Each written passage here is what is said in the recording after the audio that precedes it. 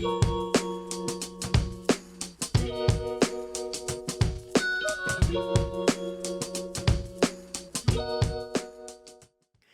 everybody, welcome to Altabanking.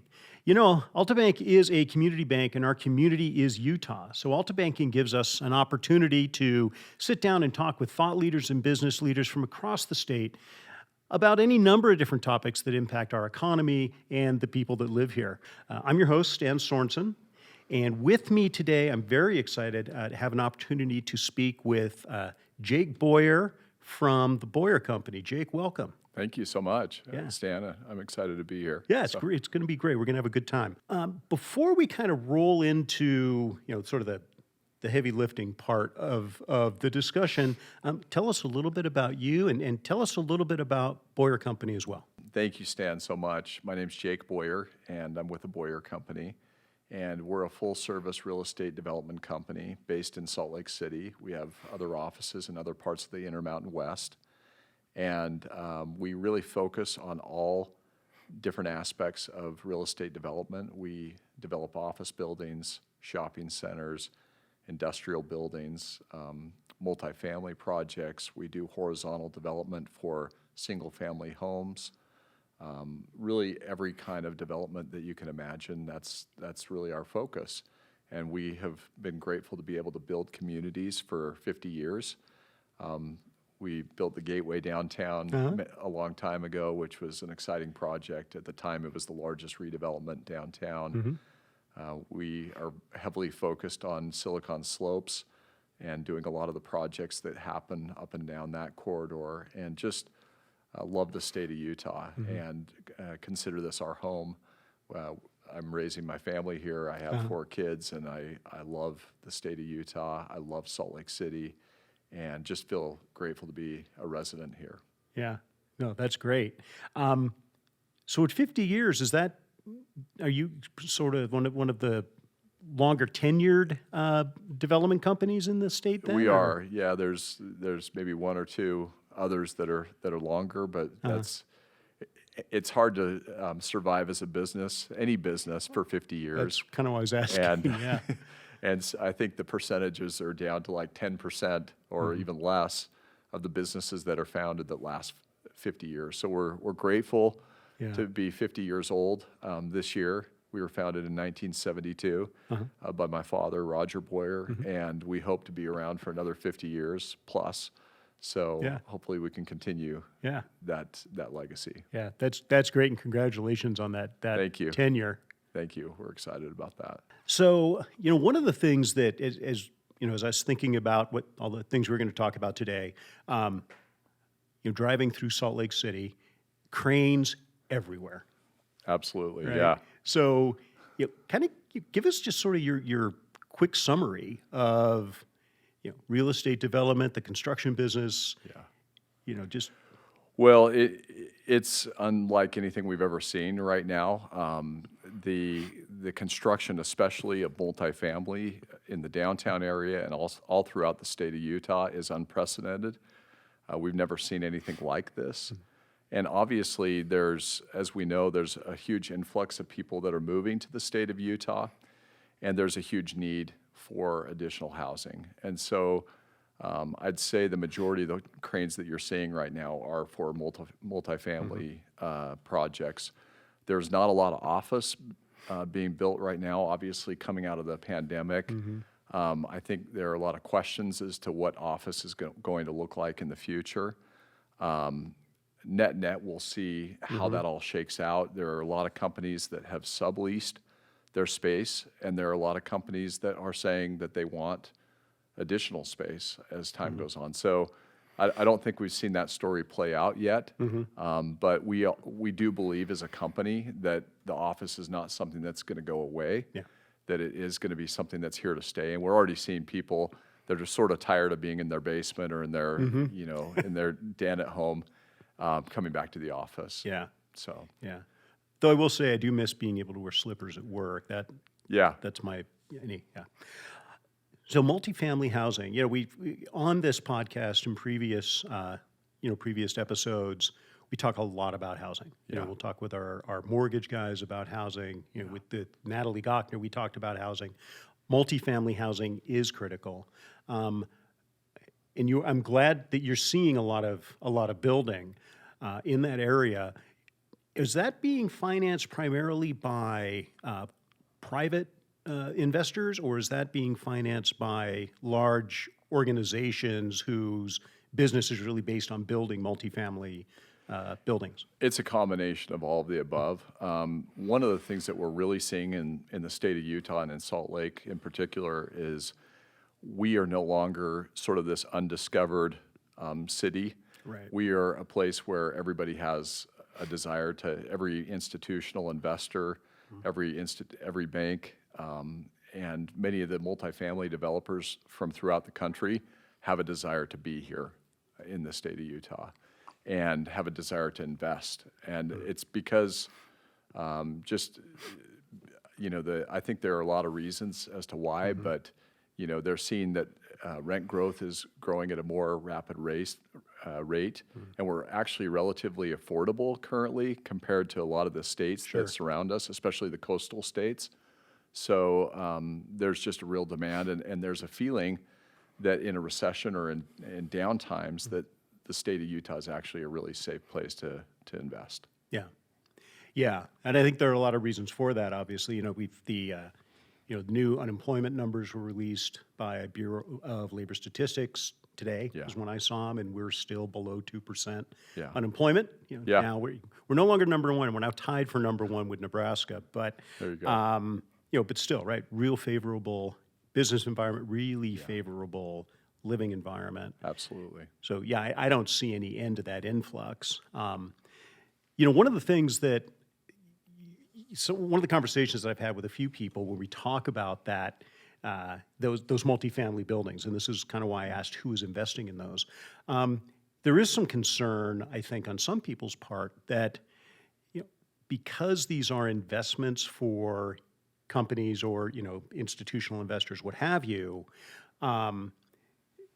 it's going to be harder and harder for people to find affordable housing within those units. And I don't know if that's been any set of discussions that you or folks at Boyer Company have been involved with, or? Absolutely. Yeah.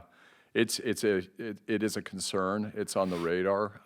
The good news is that from an affordability perspective, relative to a lot of the surrounding states, you know, Phoenix, the coastal cities, our housing and our rental figures are actually a little bit lower. Yeah. But what's going to happen if wage growth does not keep up is we're going to see rents continue to rise. Sure. And that's going to take a higher percentage of total income in families, and it will take a toll. And so the real perfect storm that we have going on right now is we've had escalated land costs, and then you combine that with construction costs through inflation that are going through the roof.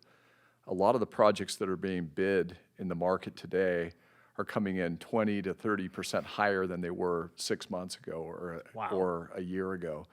And so that puts this upward pressure on rents, because the only way you can really justify as a developer building that project is you say, okay, I've got to look at my rental income, and the rents have to be higher in order to pull the trigger. Plus we have interest rate increases. So it's sort of like this perfect storm of interest rates, construction costs, and land costs escalating at never before seen pace. Yeah. So Yeah. it's intense. Yeah. And it will cause rents to continue to move upward, and hopefully that doesn't outpace what people can afford. And you know, I think income as a result is going to have to go up as well. Yeah. Yeah. Yeah. And that, you know, that's been a conversation that, excuse me, that's been a conversation that we have just, you know, we look at our own employees at the bank, and as we talk with our clients, right, you know, that the whole, you know, gosh, we are going to need to continue to, you know, increase what we're paying so that people can keep up with what's going on. Absolutely. Yeah. That's a big concern. You know, you talk about income, you talk about employment. How impacted have you been by, you know, what's going on out in the job market? it's sort of a, couple jobs for Yeah. every individual is kind of what it seems like right now. It's had a huge impact on us as a company, and I'm sure we're not alone. I think most companies are really struggling to hire people that really are top notch, that have the skill set and credentials that we need, and also to hire people for a reasonable price Right. that fits within our budgets. We have, the way it's impacted us is we've kind of just recognized that we have to really raise the bar in terms of incomes. And so we've kind of proactively done things with people within our organization where we've raised salaries to try and retain. Yeah. So I think retention is more important today for companies than it's ever been, because to retrain and go find somebody else is very difficult. So making sure that you're treating your people within your organization or your teams the right way is super important, more important than it always has been, but more important than it ever was in the past. The other thing that's been difficult is just, to your point earlier, just finding people that actually will show up. We've had a lot of people that will come for a job interview, and then we make an offer and they don't, that's exactly what they wanted, and they just kind of disappear. Or, anyway, just all kinds of unique stories. But it's confusing to us as to where all the workers went. Yeah. Yeah. Candidly. At all different levels too. Yeah. I know. Okay. So it's interesting you mentioned the person that you get as far as making him an offer, and all of a sudden you never hear from him again. Yeah. I mean, I hear that happening in companies everywhere at all different levels, other than, maybe the CEO, but yeah, to me, it's a head scratcher, and being Likewise. being on the other side of that, as somebody who's gone out and, trying to find jobs, whenever you'd get, sort of ghosted, if you will, by a recruiter, I mean, it felt terrible. Yeah. So I don't know if it's like, if it's the job seeker's revenge in some way. It might be. It might be. Yeah. And I think it's just really a result of, like you were saying, unemployment being so low right now. And during the COVID pandemic, I think a lot of people just stepped away from the workforce, and so I don't know if a lot of those people want to come back or not. And So, yeah. What about, are you also finding kind of a skills gap? So it's hard to find some of the expertise that you need? we are. Yeah, that's been truly a difficult thing, and we've had to sort of innovate as a company and say, we're probably not going to find someone that day one has the perfect skill set for our company, but let's find people that fit within the framework of what we value as a company, and then let's work with them to train them and bring them up the way that we think is important. So we've definitely had to widen or broaden our perspective in terms of those that we would hire.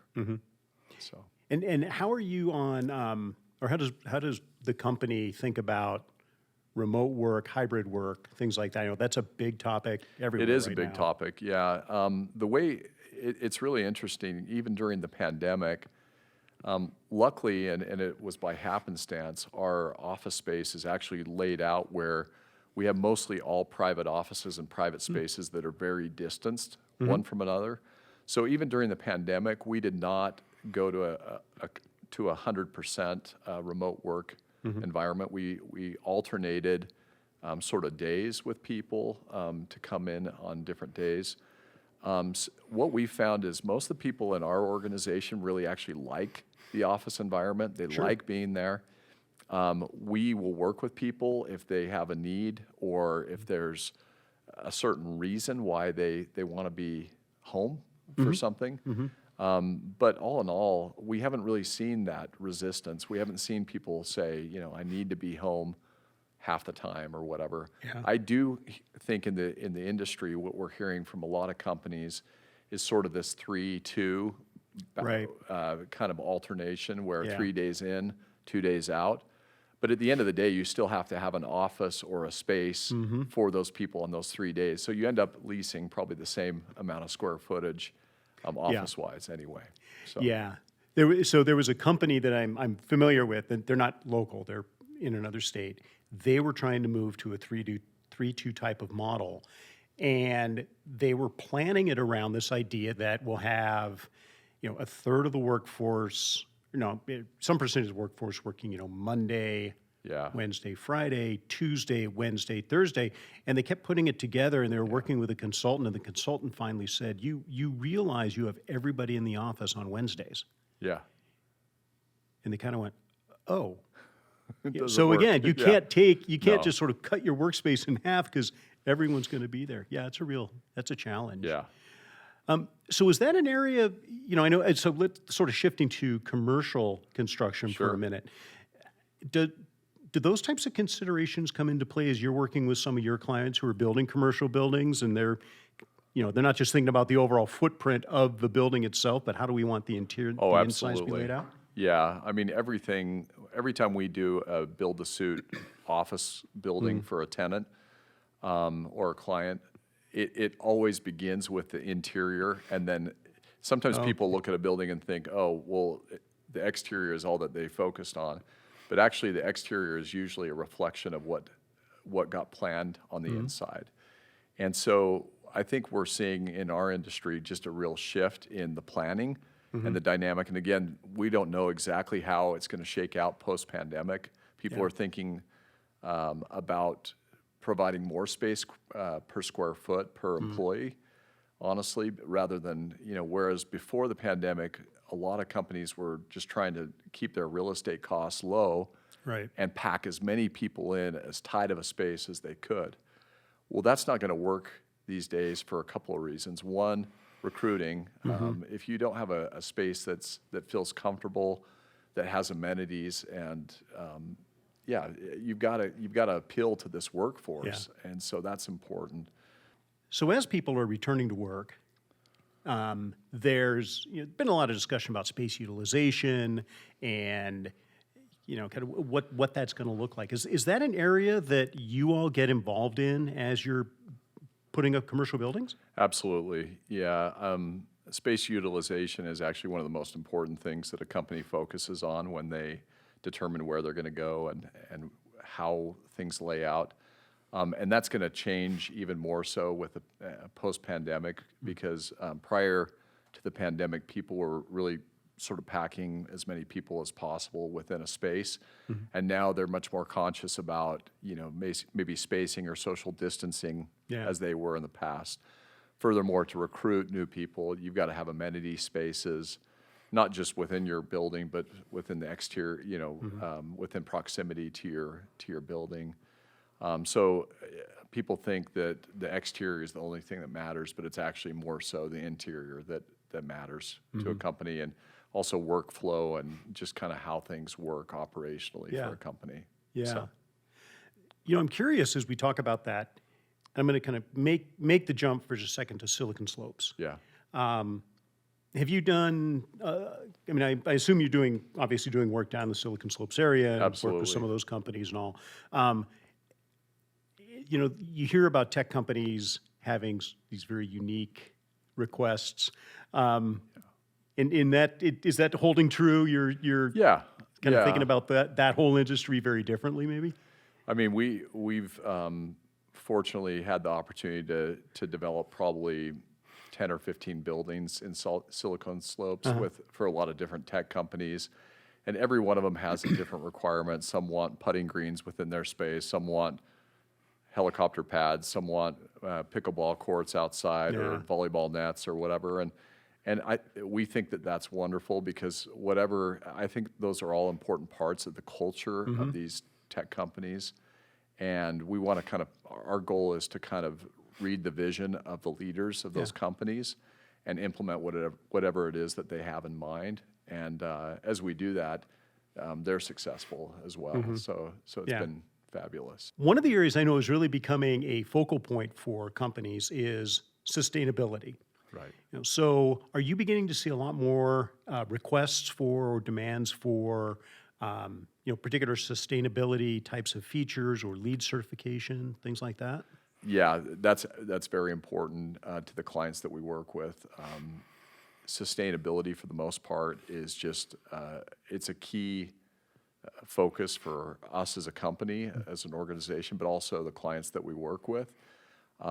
And I think what we really try and do is we try and work with our clients to balance costs, because with a lot of the sustainability measures come increased building costs. And so luckily those increased building costs have come down, so we can build sustainable buildings for less expensive than we could 10 years ago.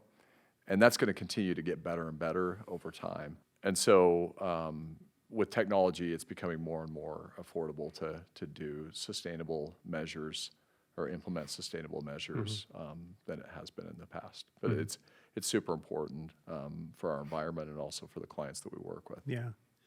One would, if one is stereotyping, one would say that it's the companies that are coming in from outside the state and building new buildings that are most interested in that. Is that just a bad stereotype, or there's some truth? I think there's some truth just to it being more of a national focus. Most of the people that are coming in to the state of Utah are, they have national mandates or they're large corporations. Yeah. And so they've kind of had the time and energy to focus on that. Most of the people that are already in the state of Utah that we're working with are Silicon Slopes based, technology focused. And frankly, they're so busy bootstrapping and bringing these companies along that it's important, but it's not like their primary focus. And they haven't really probably spent a ton of time thinking about it. Yeah. So. Yeah. Yeah, it is interesting. With the companies coming in from out of state, are you finding that your overall approach to both acquiring clients, working with clients, all of that, is that changing at all? Candidly, during the pandemic, there haven't been a lot of movements in the economy in terms of like new corporate headquarters or regional headquarters moving, other than, in the downtown, there's been a big surge of law firms that have been national law firms that have come into the market. What we've seen more of during the last 2 years is really this continued growth of the tech companies that really began in Utah, and then they become larger and larger and become of national scale. The likes of Podium, Divvy, Weave, Entrada. Right. I mean, we could go down the list, but they're very impressive companies that have grown sort of organically and internally. Obviously, we saw the Qualtrics transaction take place, and that all began here in the state of Utah, which is exciting. Yeah, yeah. So those then, I'm going to assume, are some projects that you're doing out of state. As they move out of state, you might be able to go do some of those. We have clients that we work for or build buildings or projects for in other parts of the country as they sort of expand their footprint beyond the state of Utah. So, And so to that point, some of the things we talked about that are challenges here, being able to find enough skilled workers or just find enough employees, period. Similar or different once you get outside of Utah? I think the problems are similar all throughout the country right now. I will say, though, I think the state of Utah, because it's got such a focus on it, those problems are almost a little bit exacerbated. I mean, our housing costs were up almost 30% last year, almost 25% the year before. Our rental costs went up, back to housing, we're up 14% or something in that area. And so because of the growth of Utah, again, we're not just kind of a mystery state in the middle of the United States. We've been found. And that's glorious in a lot of ways, and it's got its challenges tied together with that. So but certainly with that growth, I mean, there's no shortage of just overall construction projects, right?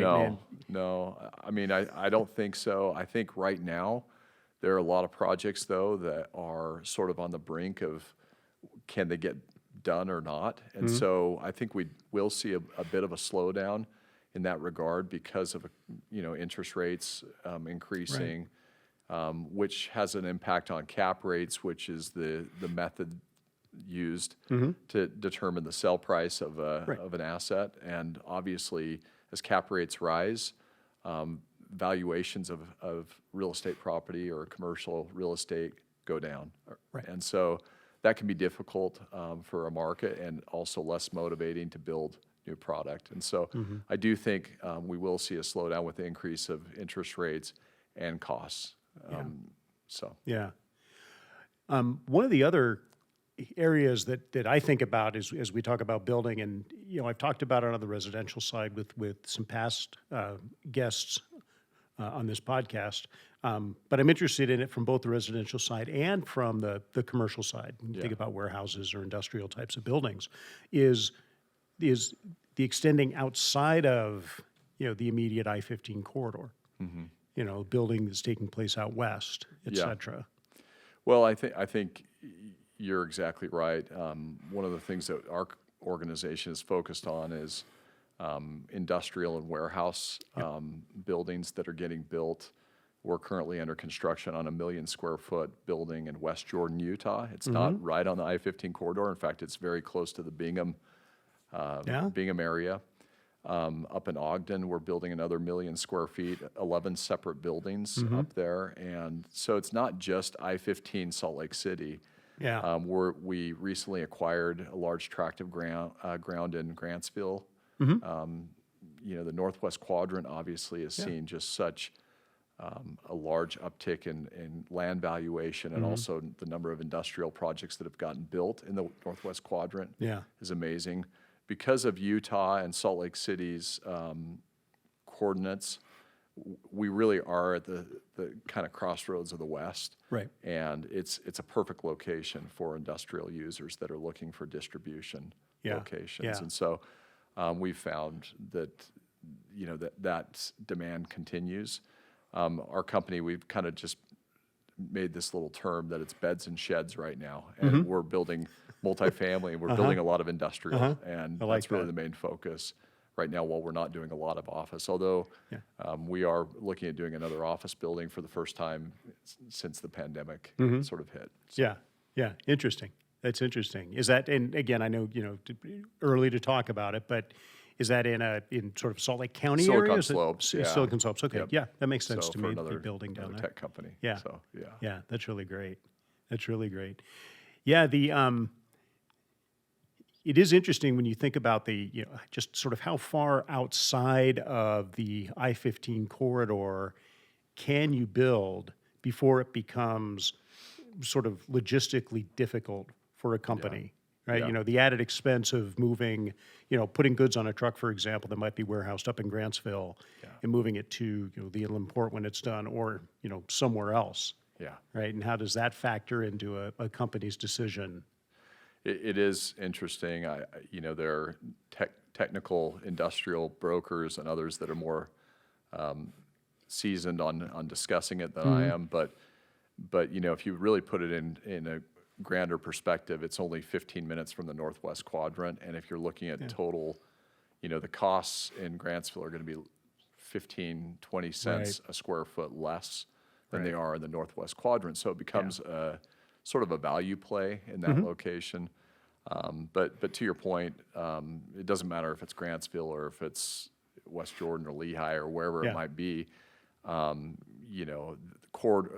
transportation corridors are really what matter more than anything. And luckily, the state has invested heavily in transportation and in roads. And as a result, we're really sitting in a good position in that regard.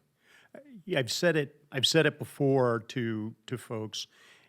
One of the things that impresses me, so again, I've lived in Utah 6 years now, and lived through all the growth that was taking place in the state of Washington. And the thing that just impresses the heck out of me in Utah is in whether it was just dumb luck or utter brilliance, is the forward-thinking nature of how are we going to move people, how are we going to move goods. Let's invest in the infrastructure. right? And and I do think, and it's been well documented, that's one of the many things that makes us such a favorable location for businesses. I couldn't agree more, and I'm really proud of the state of Utah from that perspective. The state has been very, very, very forward-thinking on transportation. I've been very involved in the Salt Lake Chamber, and the Salt Lake Chamber, one of the number one focuses of the Salt Lake Chamber for many, many years has been transportation funding. But transportation investment is absolutely critical to the success of a state. I mean, furthermore, I think part of the reason the state has been so successful is we just have been fiscally very smart with what we do. Yeah. And, from a tax perspective, compared to the coastal states, personal income tax from a state level is just much more favorable. And so it's hard to beat this area and this state. So I'm proud of the state from that perspective. Yeah, there's a lot to be proud of for that. As we talk about the building, the commercial buildings and all now sort of looking outward, obviously you need to have folks that sort of live within a reasonable distance. I mean, even with all the great transportation infrastructure investment we've made, are you seeing that the housing demand is lagging some of the industrial building that's going on in places like sort of as you talk about getting farther west or north? I think that could happen. Fortunately, industrial space actually usually doesn't require a large number of bodies. I mean, a lot of times it's warehousing, it's transportation, so you're not talking a huge workforce in the square footage that you're building. But we are seeing, I think, in Tooele, for example, we've seen significant growth in that area. And I think that's a large reason why we were bullish about going forward on this West Jordan project, the 1 million square feet, is if you really look at the growth in our city, it's really happening in sort of that southwest corridor. And with Daybreak and all the other kind of ancillary communities that surround that area, there's a lot of growth in that corridor. So. Yeah, very true. Yeah. How much, and sorry, this may be jumping around a little bit, but it just occurred to me. So, with a very healthy business climate, building that is going on, are you seeing? You've got your in-state competitors, of course. Yeah. Are you seeing competitors from out of state trying to get in and take advantage of the opportunities as well, or are they kind of? Oh, absolutely. Yeah. And that's not we don't really see that as a bad thing, although it brings in a lot more competition, but the pie is large. And what it does is I think it sort of substantiates Utah and Salt Lake as a top tier market where institutional capital is actually chasing deals here. Whereas in the past, we would only have occasionally institutional investors come into our market. But now that has morphed into almost every institutional investor in the world wants to kind of get into Utah. Yeah. We recently were bidding on a piece of property. I'm not going to say where, just because it'll become obvious. Yeah. But there were 25 bidders, and the bid got run up to a level in terms of land cost per square foot over $300 per square foot, and so it's the highest per square foot cost that we've seen. This is not in downtown Salt Lake; it's in an ancillary community, and the majority was from outside investors coming into the market, and so we're seeing a lot of that. And so there's pros and cons to that, but it substantiates Salt Lake City and Utah as a place that institutional capital feels comfortable being, and where they really have a lot of confidence in the future and the growth that's going to happen here. Yeah.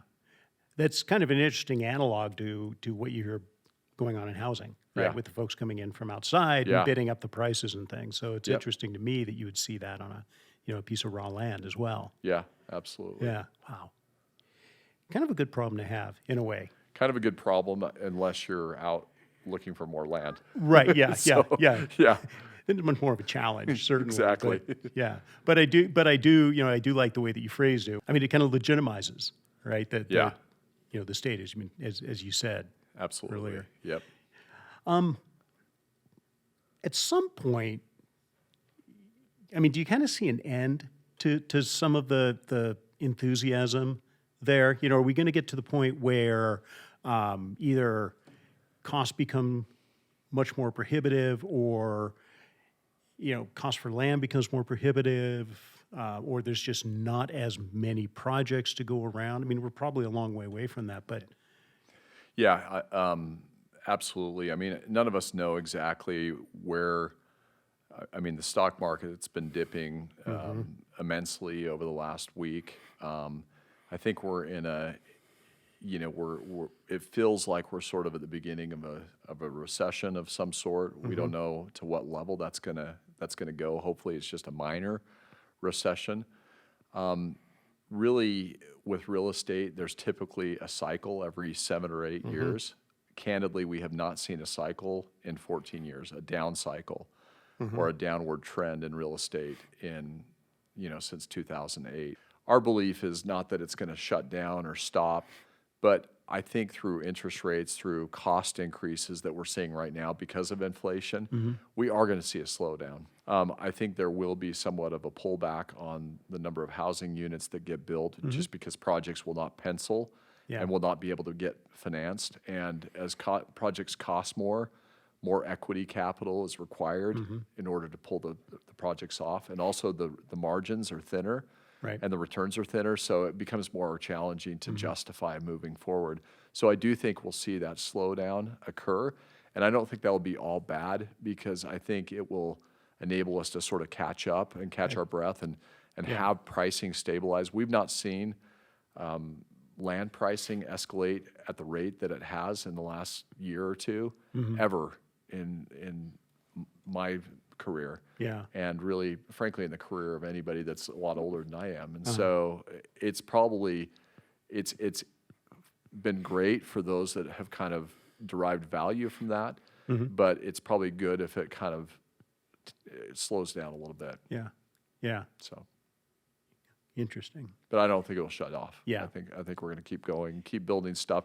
But the projects that will get financed and get built are the ones that are really value oriented and in the premier locations where people just justify the fact that long term it's going to work out in those locations. Less speculation, more real planning, and Yeah.